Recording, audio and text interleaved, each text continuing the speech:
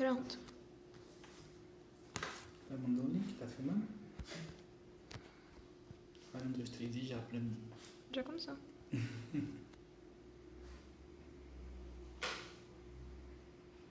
Boa noite, irmãos. A paz do Senhor.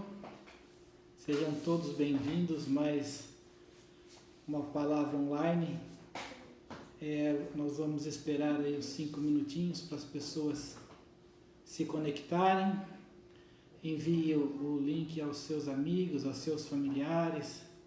Vamos todos nos colocar a postos. Peguem as suas Bíblias, o celular, as coisas necessárias aí para nos acompanhar. E vamos dar início à palavra de Deus. Vamos aguardar uns minutinhos. Se você quiser ir abrindo a sua Bíblia, nós vamos ler o livro de Salmos, uma passagem bastante conhecida. Salmo de número 23, nós vamos pregar a respeito dele. Enquanto você se organiza e as pessoas vão conectando, eu queria lembrar a todos os irmãos que a igreja precisa das suas colaborações, precisa das ofertas, dos dízimos, para ela se manter em condições de continuar aberta depois de tudo isso que nós vamos passar.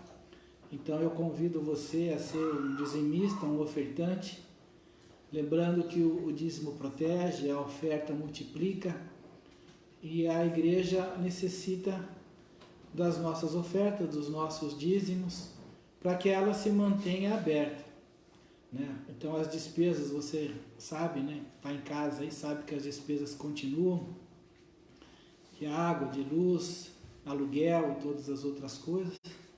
Então, vamos nos programar. A gente sempre quer o melhor de Deus, nós também temos que dar o nosso melhor para Deus, tá? Então, a Deisiane sempre coloca aí ao final da pregação, depois aí no WhatsApp, ela sempre coloca a conta da igreja, que está no nome da pastora Sueli. Você pode fazer o seu depósito nessa conta, né? E aí já vai auxiliando a igreja a pregar, né? A manter suas portas abertas, a recepcionar, a auxiliar, a fazer tudo aquilo que a igreja de Deus tem feito. Amém a todos? Vamos fazer uma oração e depois nós vamos dar início à palavra de Deus. Senhor Deus, nosso Pai, nós agradecemos por mais esta noite, por mais este momento na Tua presença, Senhor. Que o Senhor prepara o coração de cada um, Deus. Prepara, Senhor, a minha boca, para que eu venha ser nesta noite Teu instrumento, Senhor. Vem, Senhor, falar conosco, Pai. Toca cada coração e cada vida, Senhor. Eu entrego, Pai, este culto, este momento de oração, esta pregação em Tuas mãos. Em nome de Jesus, Senhor, que seja a Tua vontade. Amém. Amém? Vamos lá. Salmo de número 23. Diz assim: O Senhor é o meu pastor, nada me faltará. Deitar-me faz em verdes pastos, guia-me mansamente a águas tranquilas. Refrigera minha alma, guia-me pelas veredas da justiça por amor do seu nome. Ainda que eu andasse pelo vale da sombra da morte, não temeria mal algum, porque tu estás comigo. A tua vara e o teu cajado me consolam. Preparas uma mesa perante mim, na presença dos meus inimigos. Unges a minha cabeça com óleo, o meu cálice transborda. Certamente que a bondade e a misericórdia me seguirão todos os dias da minha vida, e habitarei na casa do Senhor por longos dias. Amém, Senhor. Te damos graça pela Tua palavra, Senhor. Eu estava pensando esses dias, meditando, orando, o que pregar nesse tempo de todo mundo fechado, todo mundo preocupado. E no meu coração aparecia sempre problemas. Falei, Deus, vou falar sobre problemas. E eu fui pesquisar, procurar problemas. E na Bíblia não achei os problemas, achei as soluções de Deus.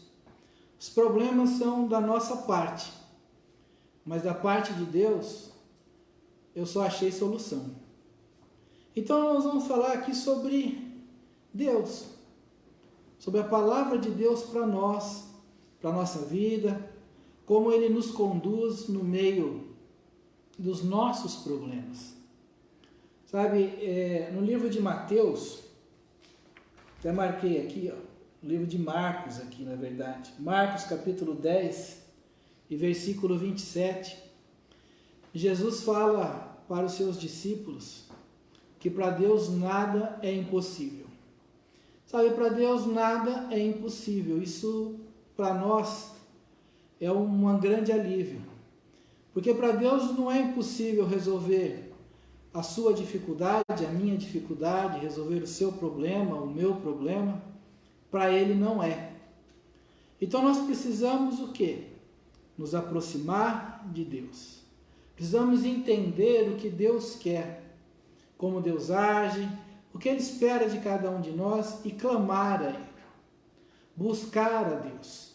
Olhar mais e mais para Deus e tudo aquilo que Ele se propõe a fazer para cada um de nós. Nós precisamos lembrar que Deus nos garante que Ele estará conosco até o final, até o fim dos tempos. Ele diz, eu estarei contigo. Nós nos esquecemos dessa parte tão importante, que Deus diz que Ele estará conosco. E nesse momento, você que está na sua casa, que está acompanhado, que estamos aqui reunidos, a palavra de Deus também diz que quando estiver um ou mais reunidos em meu nome, eu estarei no meio deles.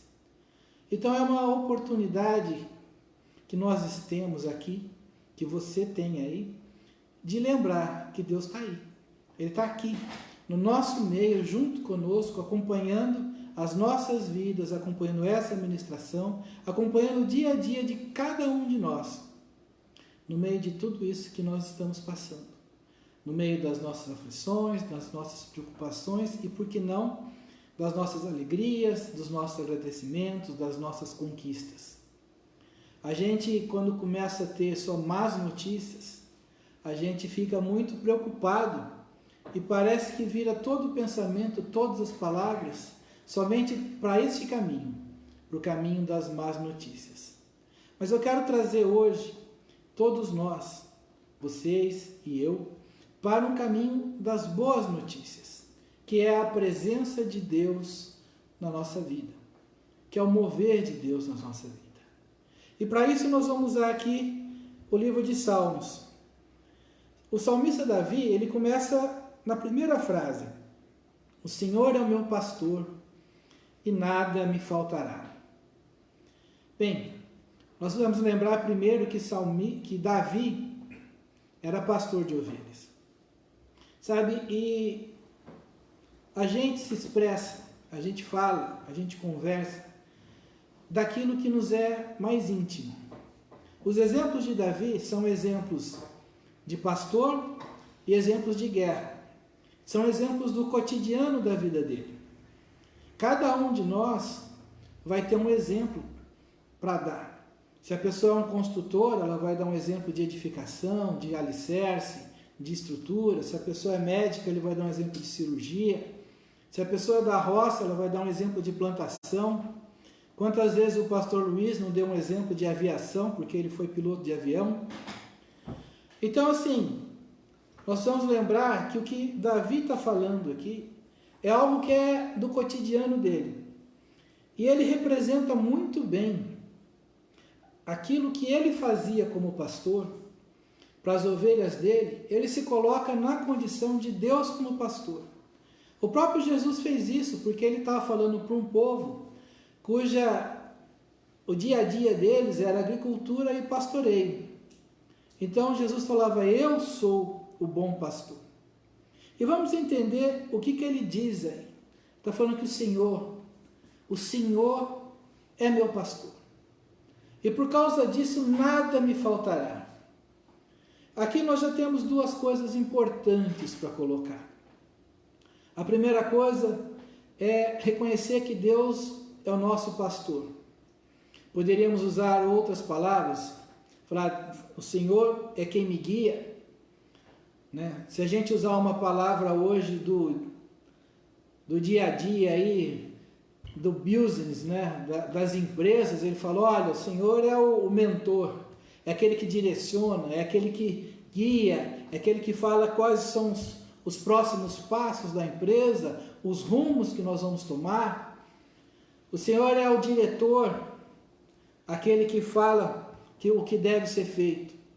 Então o que o salmista está falando aqui para nós, é que se nós reconhecemos a Deus como aquele que dá a direção, aquele que sabe aonde guiar, aquele que sabe como conduzir, aquele que sabe aonde vai levar a sua ovelha, o seu rebanho, a sua empresa, a sua família, a sua casa, os seus negócios, se nós conseguimos enxergar assim, ele fala, olha, nada me faltará.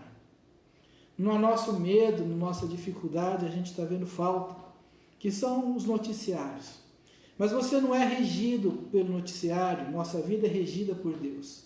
Você não é direcionado pelo que um ou outro pensa. A nossa vida tem que ser direcionada por Deus.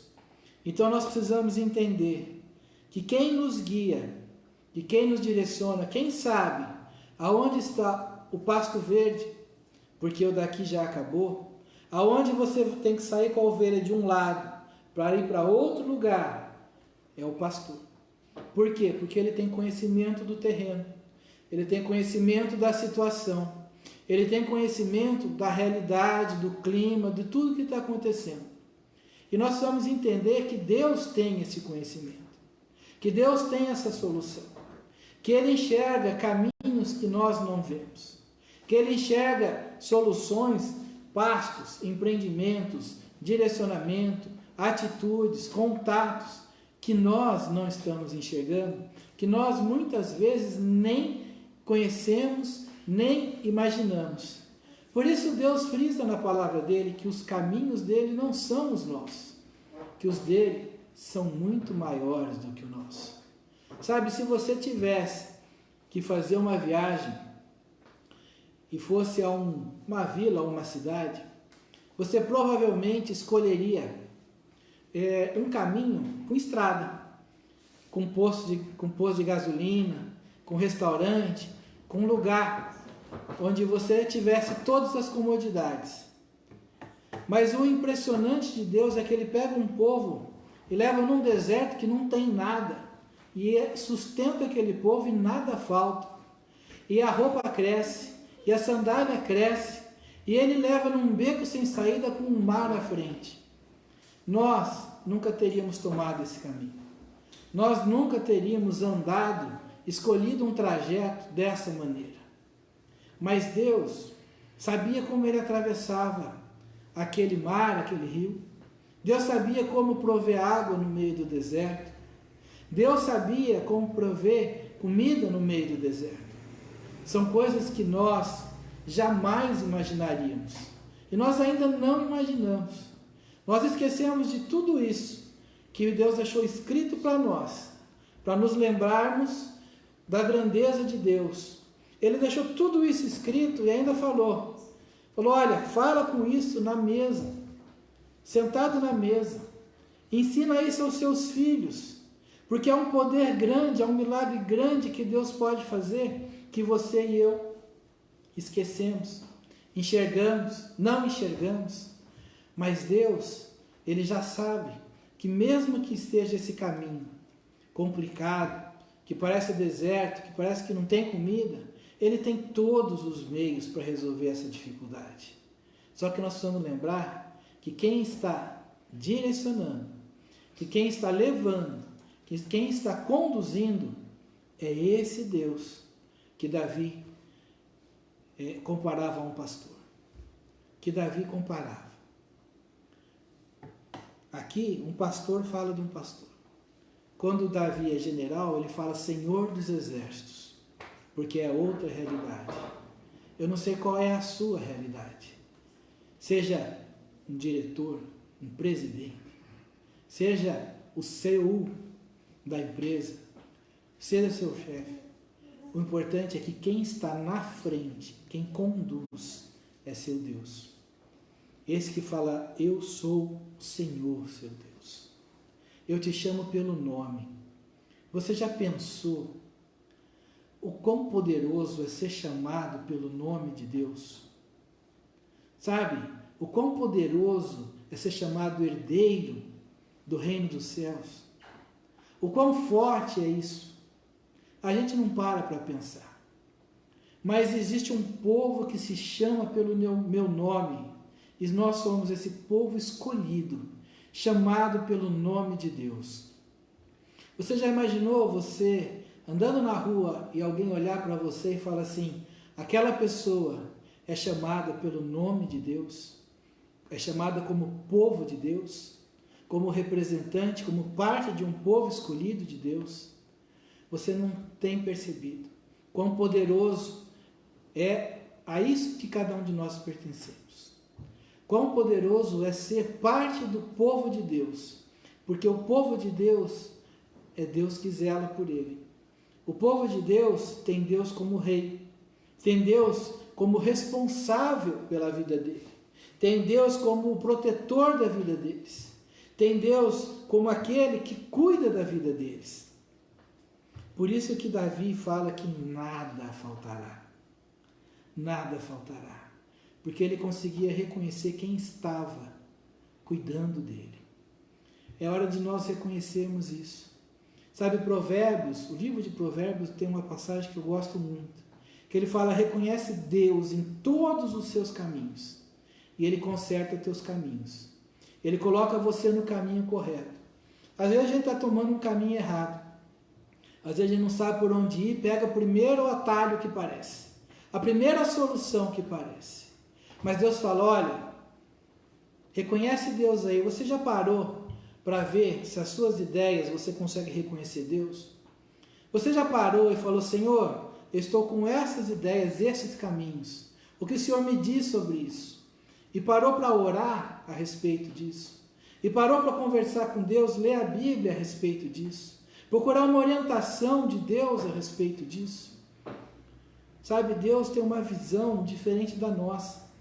Então nós precisamos aprender a reconhecê-lo nos nossos caminhos. Porque quando a gente reconhece Deus neste caminho, quando a gente sente o apoio de Deus a essa ideia, você primeiro sente segurança, você sente paz, e sabe que por mais que as coisas fiquem difíceis, Deus está com você, e vai ser resolvido isso tudo. Então nós precisamos reconhecer Deus no nosso caminho. Agora, aqui, versículo 2. Deitar-me faz em verdes pastos, guia mansamente a águas tranquilas. Bem, nós estamos falando de ovelha aqui ainda, né? Mas o que o pastor procura fazer com a ovelha? Quando ele fala, olha, deitar-me faz em verdes pastos, é colocar a ovelha numa situação que ela tem alimento e que ela tem descanso, né? Então você imagina que eles conduziam as ovelhas às vezes por quilômetros. Havia um cansaço. Às vezes você anda muito, você corre o dia inteiro, você trabalha o dia inteiro, você fica pensando o dia inteiro, preocupado o dia inteiro. Aí Deus chega e fala assim, vem cá, para um pouquinho com isso, vem aqui, neste lugar, descansa. Descansa debaixo da poderosa mão do Senhor. Ele fala assim, olha, verdes pastos, águas tranquilas. Você precisa lembrar, quando lê a Bíblia, que a Bíblia ela é uma ponte. Ela é um livro que usa cenas materiais, físicas, e fala ao mesmo tempo de um mundo espiritual, de um nível espiritual. Você precisa lembrar que águas tranquilas, a gente associa a água a matar a sede. a necessidade de um povo no deserto de ter água. A água, ela é associada à presença, à palavra de Deus. Lembra quando Jesus falou para a samaritana, a água que eu te der não vai dar mais sede? Lembra quando ele falou que do seu interior fluiriam rios de águas vivas? Essas águas, elas são tranquilas. Essas águas é a presença de Deus, é o descanso debaixo da mão poderosa de Deus. Então, quando ele fala verdes pastos, ele fala, olha, descansa na palavra do Senhor, porque pasto para ovelha é alimento.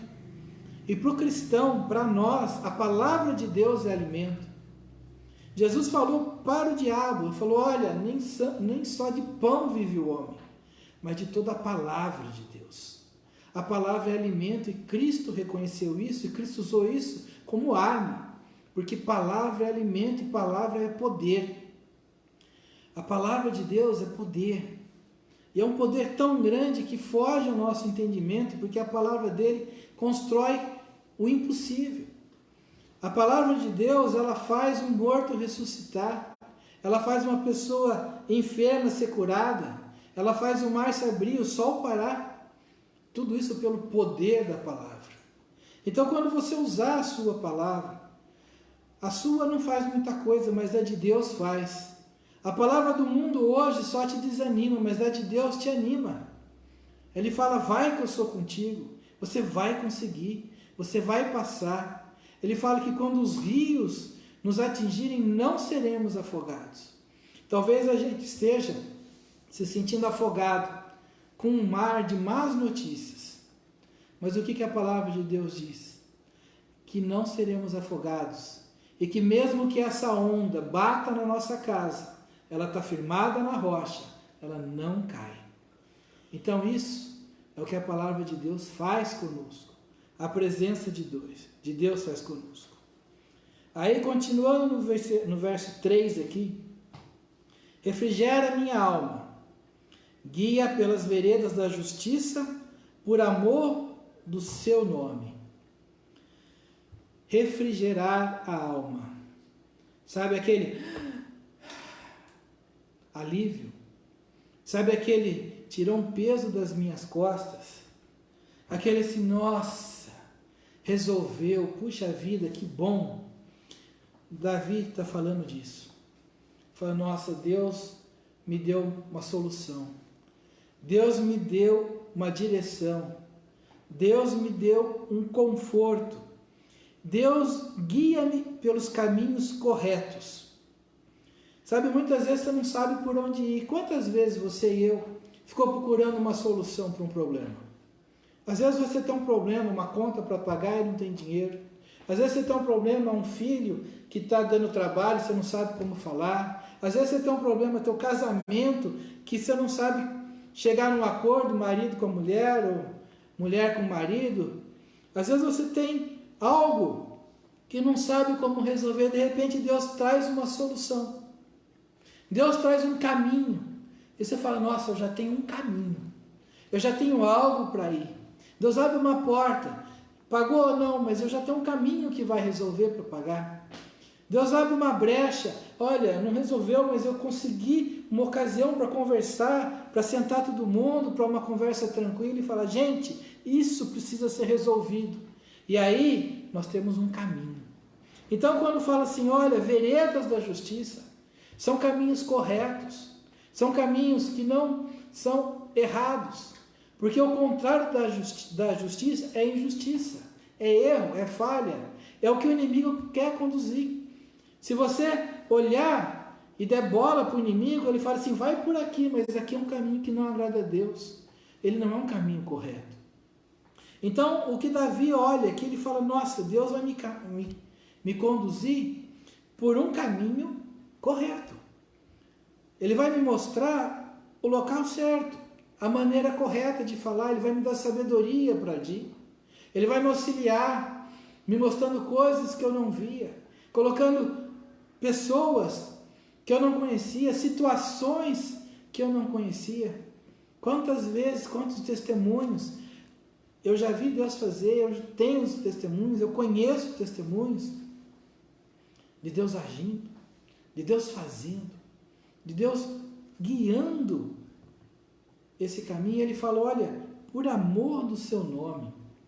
Sabe por que por amor do seu nome? Você fala, Deus é um Deus egoísta, narciso, amor de mim para mim. Não, gente.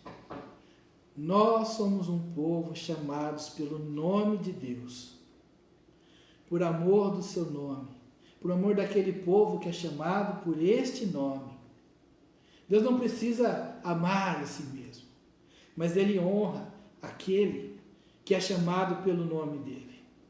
Então, quando Ele diz assim, por amor do seu nome, Ele está falando por amor do povo que é chamado pelo seu nome. Então, muitas vezes a Bíblia fala assim, por amor de mim. Deus fala, vou fazer por amor de mim. Mas esse amor de Deus é por nós.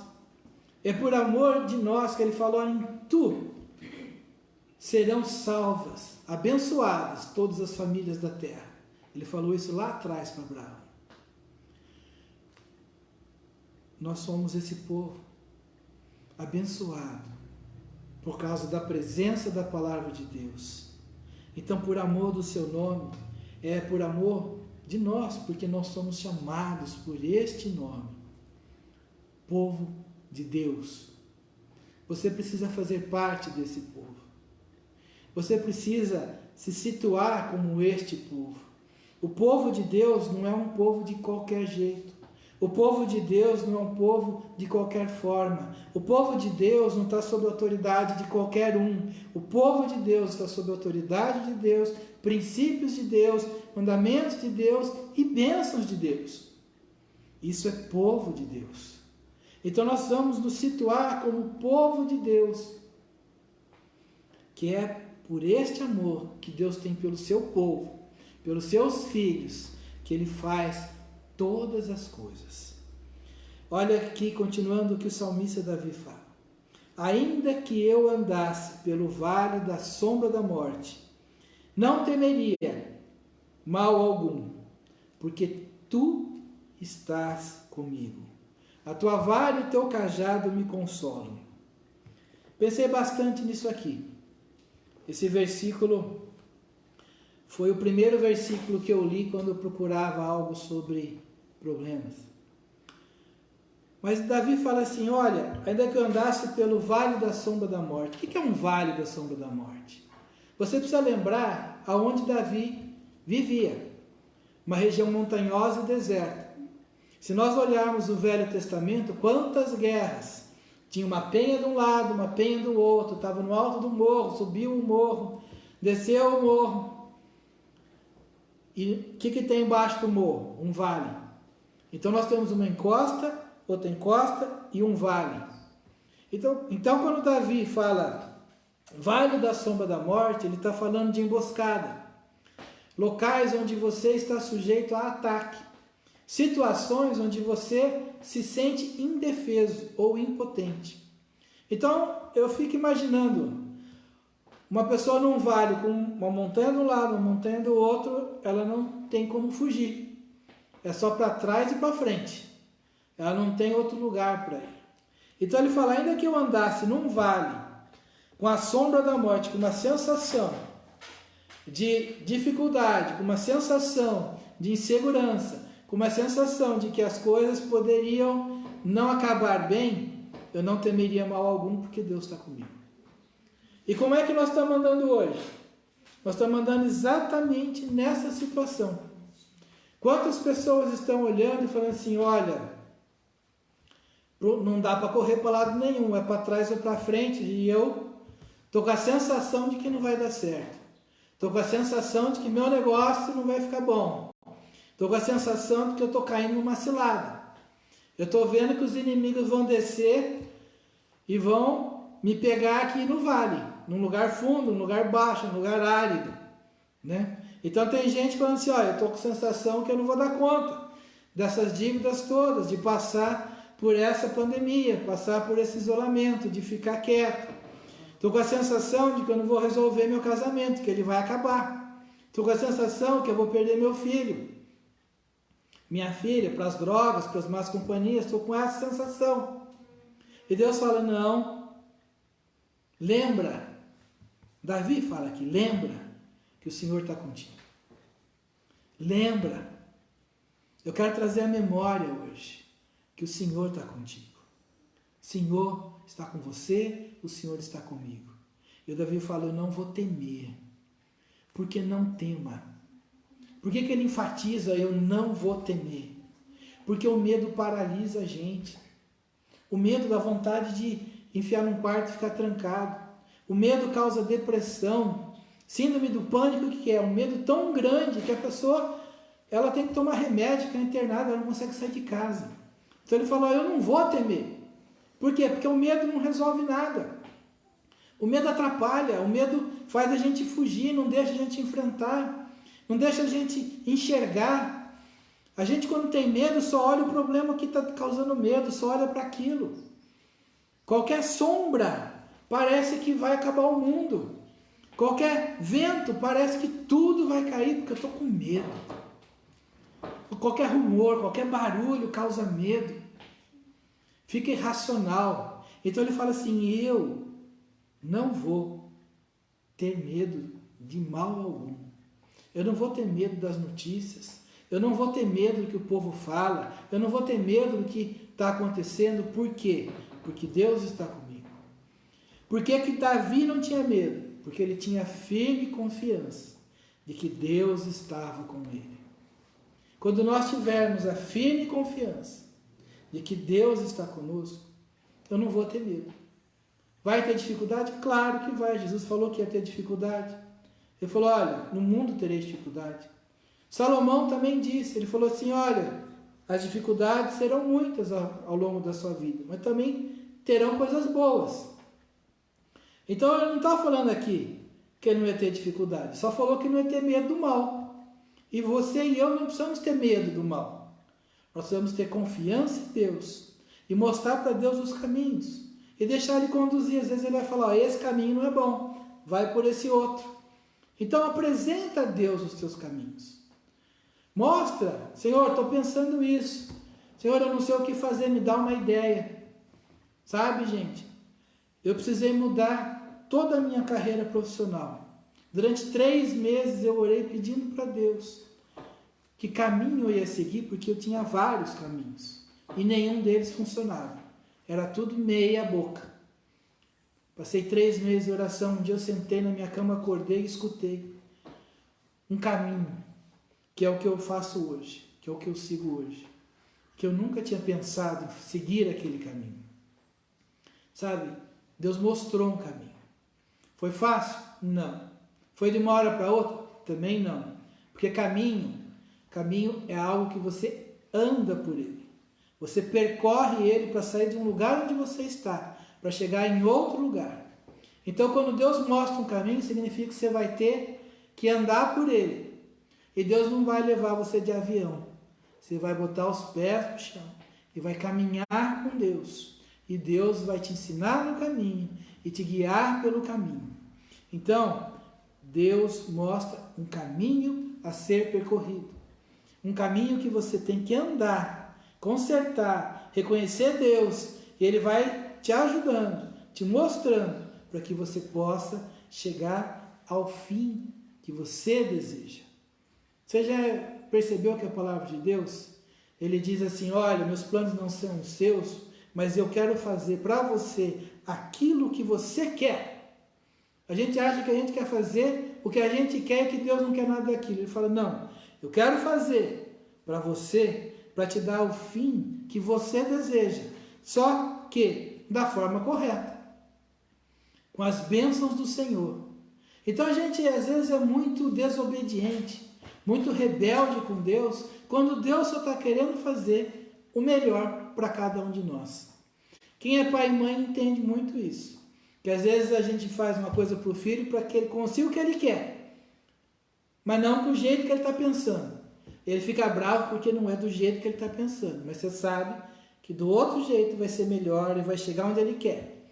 Então, a gente às vezes faz isso. E é tão fácil enxergar isso para quem é um pai, uma mãe, e a gente não consegue enxergar isso com Deus. E olha o que Davi fala aqui, ó. Coisas que a gente não gosta, mas Davi fala: a tua vara e o teu cajado me consolam. Quando a gente pensa em consolo, sabe, consolo é aquele que, num momento de dificuldade, aquele amigo que vem, te dá um abraço e fala: vai dar certo, estou com você, vamos lá, vamos ajudar. A gente pensa que consolo é isso. Também é. Também é. Agora a palavra de Deus fala que Jesus ia mandar um consolador.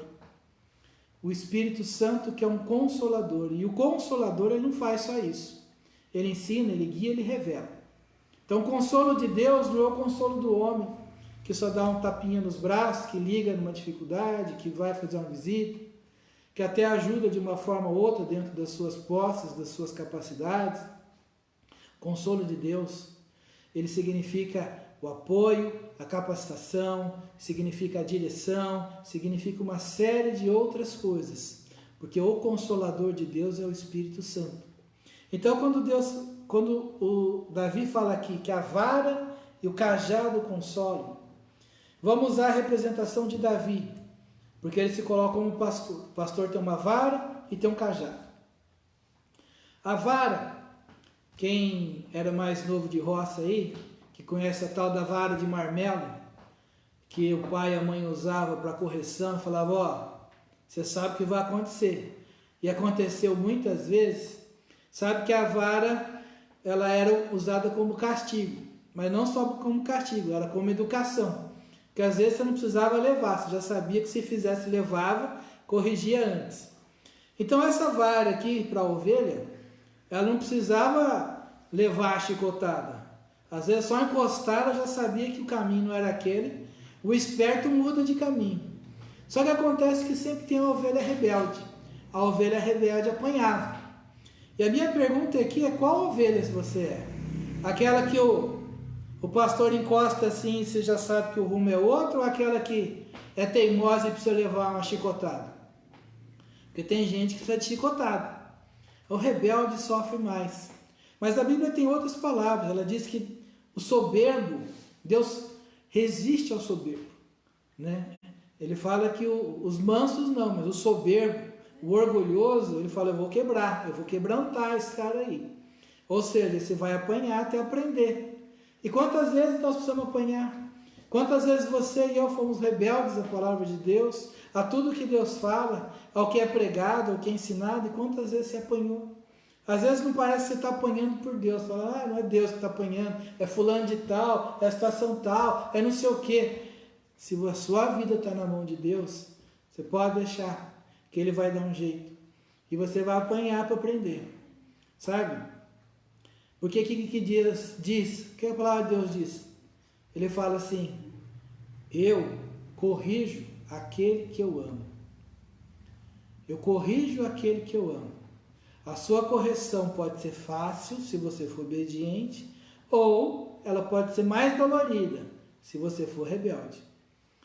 Você pode escolher. Mas que Deus vai corrigir. Se você pedir a ajuda dele, Ele vai corrigir. E olha, gente, Deus sabe corrigir. E eu falo que não existe nenhum professor melhor que Deus.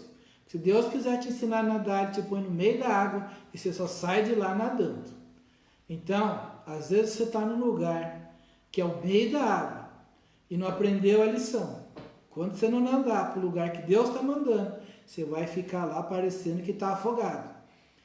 Então fala com Deus, fala: Senhor, o que está acontecendo aí? Que eu estou quase afogando. Ele fala assim: ó, você está nadando para um lugar perigoso, vai nadar para a margem, porque lá está a segurança. É ali que você tem que ir. Então nós estamos apanhando muitas vezes pela teimosia, pela rebeldia, porque a gente não quer ouvir a voz de Deus. Essa é a vara de Deus. Mas também existe o cajado. O cajado, o que era o cajado? O cajado era um bastão com uma curva na ponta, uma alça. Um bastão tortinho assim. Qual que era a finalidade desse bastão? O pastor usava esse bastão para pegar os pés, a ovelha pelos pés e puxar, né? Vamos dizer no dia de hoje, ele te pegava pelo cangote, catava você pelo pescoço e fala, vem que você vai na marra. O cajado é para vir na marra, né? Então quando ele tinha dois objetivos, às vezes a ovelha se enroscava num arbusto, num espinho, precisava puxar, ele puxava. Doía? Claro que doía, mas saía do espinho. Depois ele cuidava dos espinhos, das feridas. Às vezes ela estava indo teimosa, estava fugindo, ele catava ela pelos pés e arrastava. Eu vou te dar um exemplo na vida de Davi, quando ele foi puxado pelo cajado de Deus. Davi cometeu adultério com Betsabá. E estava lá, matou Uzias, e eu sou rei, está tudo bom. Aí vem o profeta Natan e Deus puxou Davi pelos pés. Falou, você errou. Você fez as coisas erradas. Aí caiu a ficha de Davi. Falou, eu pequei contra o Senhor. O que foi que Deus fez? Ele usou o profeta como cajado para puxar Davi pelos pés e mostrar que Davi estava no caminho errado. Por que se Deus não puxa Davi pelos pés e não arranca ele daquela situação e não mostra para ele aquilo que ele estava fazendo, o buraco que ele está caindo, Davi já estava naquele processo de uma mentira leva a outra, de um erro leva a outro. Então eu cometi adultério, a mulher engravidou, eu matei o marido, Se Deus não corrige, isso cresce. Então muitas vezes Deus vem na nossa vida e puxa a gente pelos pés. E aí você passa por situações muito desagradáveis, porque não foi agradável o que Davi passou. E não é agradável na vida da gente também, quando Deus nos puxa pelos pés. Você olha quando Miriam e Arão falam mal de Moisés, e Deus vem e puxa pelos pés, Miriam fica leprosa. Quando um povo vem e fala mal de Moisés, e Deus puxa pelos pés, e tem gente que morre. Então esse cajado já é um negócio mais complicado. Tem ovelha que desloca a perna, a coxa. Mas é melhor a ovelha manca, que depois o pastor cuida dela, do que a ovelha morta. Então quando a gente é muito duro, muito rebelde, ou quando a gente está enroscado no espinho, é comum Deus nos pegar pelo cangote e dar um tranco na nossa vida e nos puxar pelos pés. Mas Davi fala aqui, olha, isso tudo, apesar de doer, apesar disso tudo, me consola. Porque Davi que era consolado por causa disso? Porque ele sabia do grande amor de Deus. Porque ele sabia o que a Escritura nos fala hoje. Eu corrijo o filho que amo.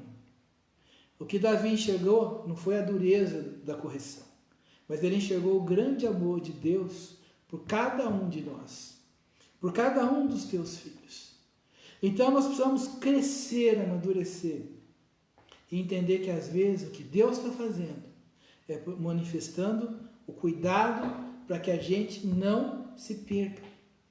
Porque a ovelha que se perde do rebanho, a ovelha que se perde do pastor, a ovelha que se perde de Cristo, que perde a proteção do aprisco, do local cercado, fechado, ela cai na mão do lobo, ela cai na mão do salteador, ela cai do penhasco, ela se perde, ela fica sozinha, ela passa fome, ela não tem quem cuida das feridas dela.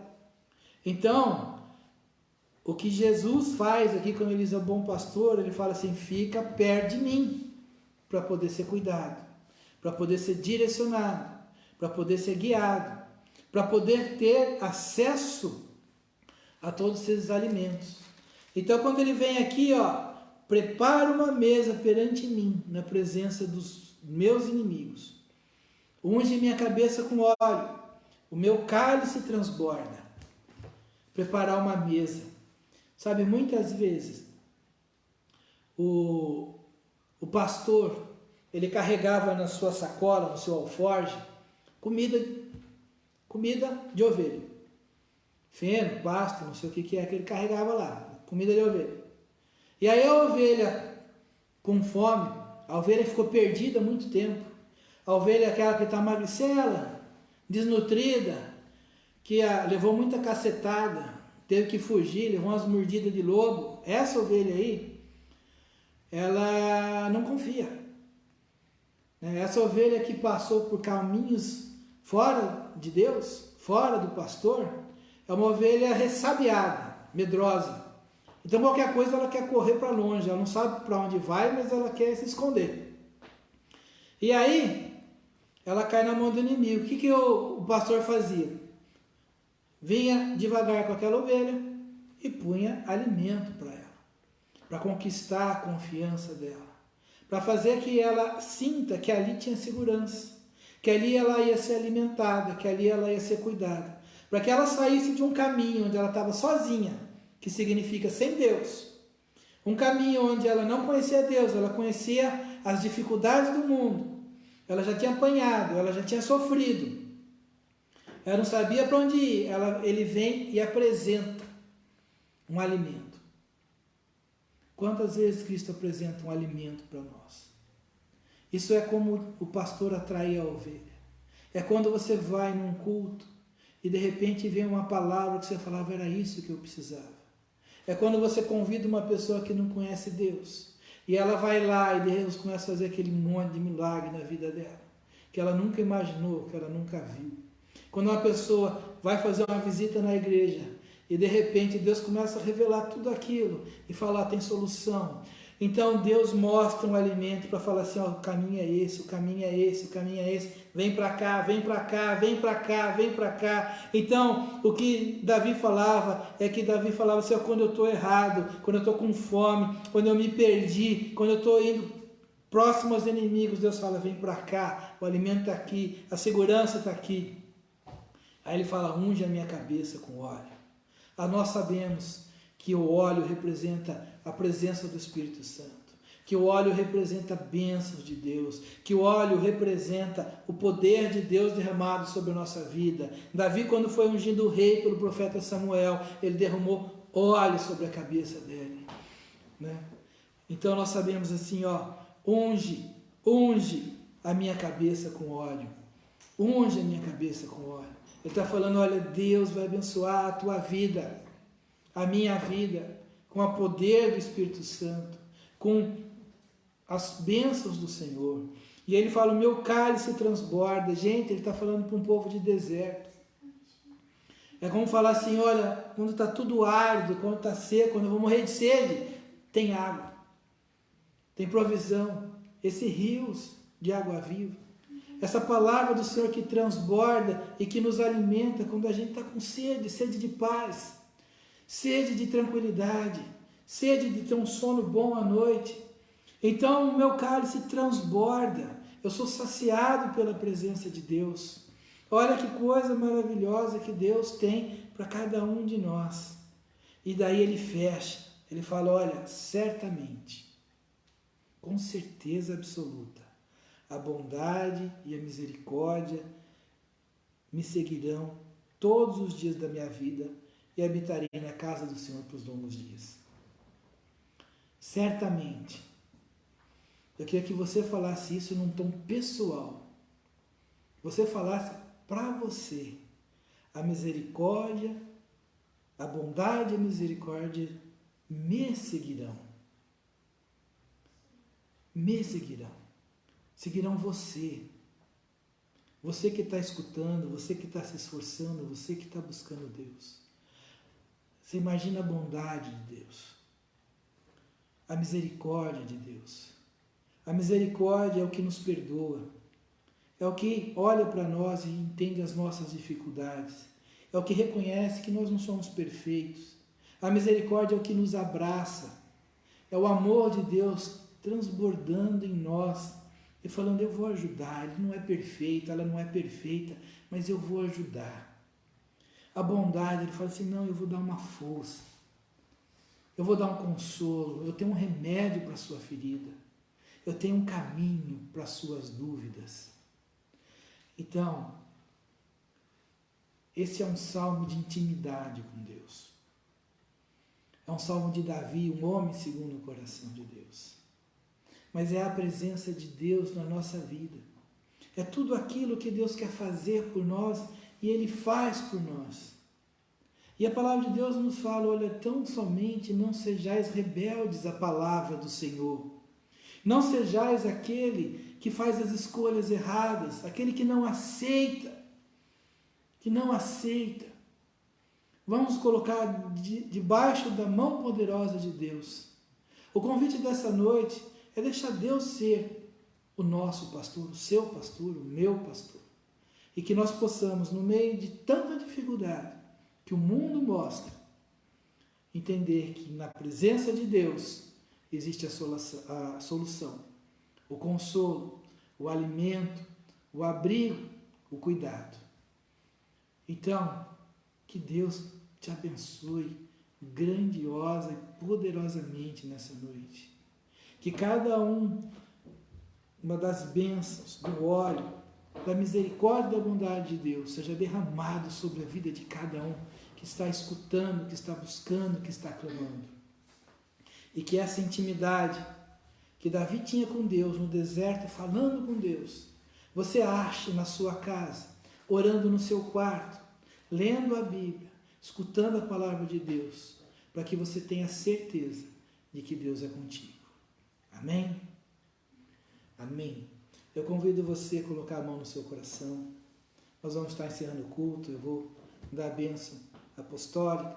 Lembrando que no domingo nós teremos novamente às 7 horas a nossa pregação online. Terça-feira, quinta-feira e domingo, sempre às 7 horas, nós estamos aqui falando da palavra de Deus. Pastor João, Pastor Manuel, Pastor Érico, Pastor Luiz, cada um num dia, para que você seja abençoado e nós também sejamos todos abençoados. Feche teus olhos, Senhor Deus, abençoa teu povo nessa noite.